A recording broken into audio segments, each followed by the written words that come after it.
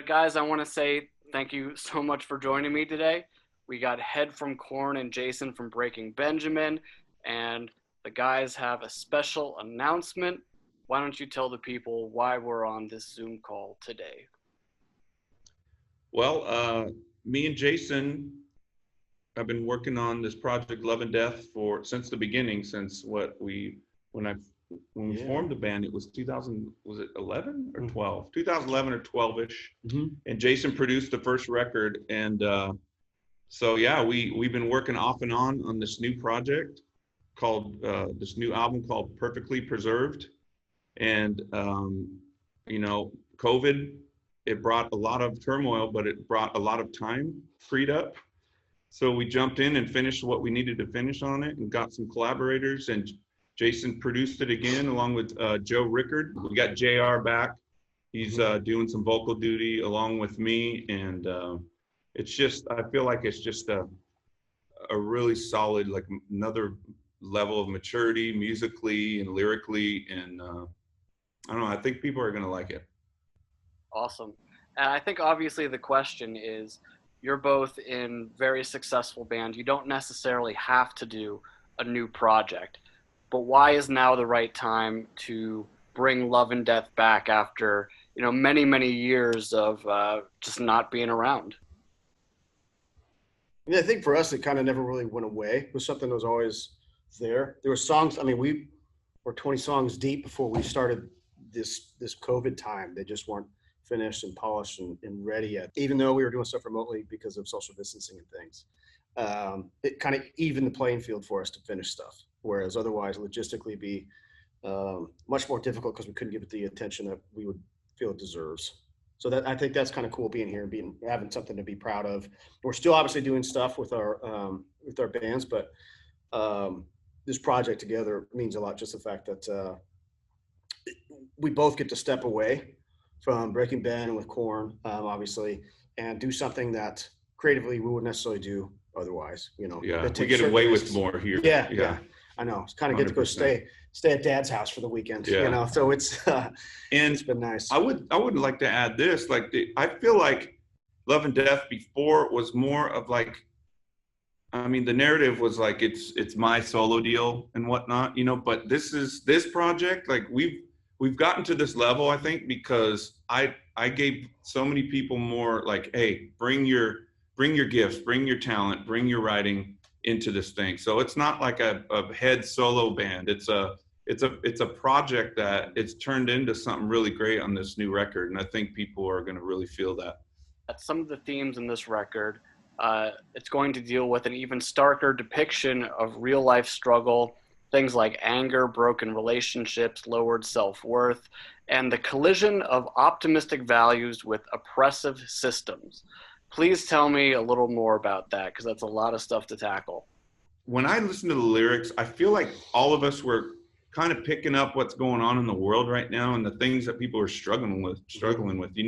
Being at home, not being able to work and being locked down in your house, I was hearing like all the time about just relationships suffering. Yep. What are you doing? Like, you love your family, but when you're trapped in a house with them, and all this stuff. And then, the people are very, like, my fans know me well and know that like the religious systems or whatever, those, I love to go after those systems, those man-made systems. So we got a song called White Flag about that, probably.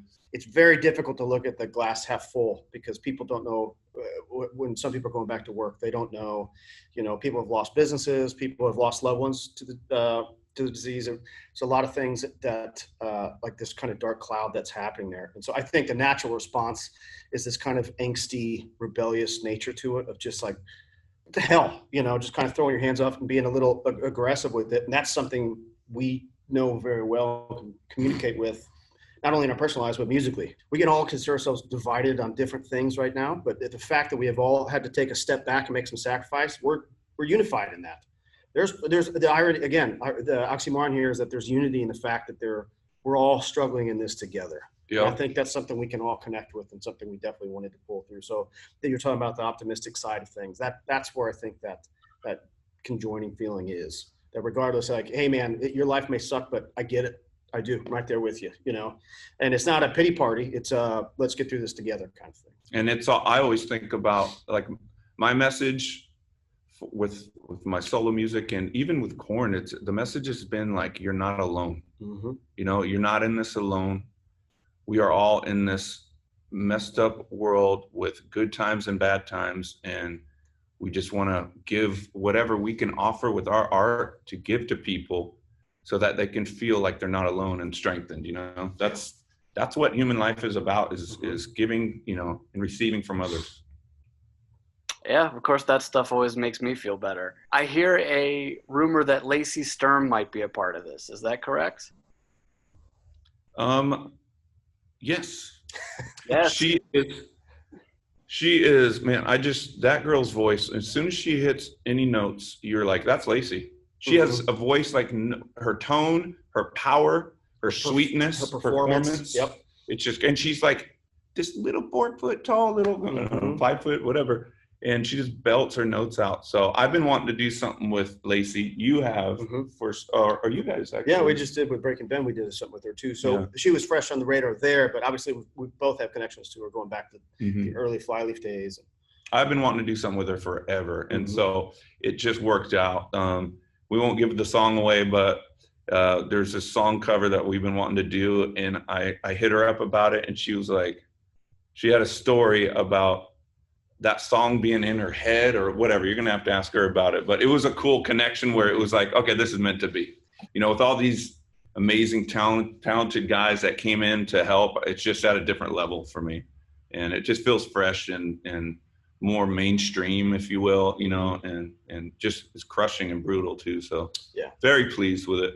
Do we have a release date? We are releasing the first single this Friday. That's the 13th. Yeah, 13th, November 13th. We are releasing the record on Valentine's Day. Is it that weekend? I believe so. Yeah. I thought it was 12th? I don't know. I thought it was Valentine's Day. Yeah. Let's look in the phone. When is Valentine's Day? Look, you like that we're prepared, right? February 12th? That's it. 12th. That's it. So when's Valentine's Day? It's Sunday. We're going. Oh, Friday. My bad. See, don't tell the freaking singer. We're actually filming a concert that we're going to release. It's going to be a live event and everything that's coming out. And in here rehearsing for it. Yeah, in here rehearsing for it. Wow. When's that coming out? January. All right. So are people going to hear some of the new stuff before the record comes out then? I believe so. We're just going to rehearse and see what sounds the best. And yeah, we're going to definitely play like half the record. Listen to the new Love and Death song. You can listen to it. We've got a link in the description below. And get ready for new Love and Death February 12th and the live stream show in January. It's going to be good, man. Thank you guys. Absolutely. Appreciate it. Awesome. Good to see you again, man.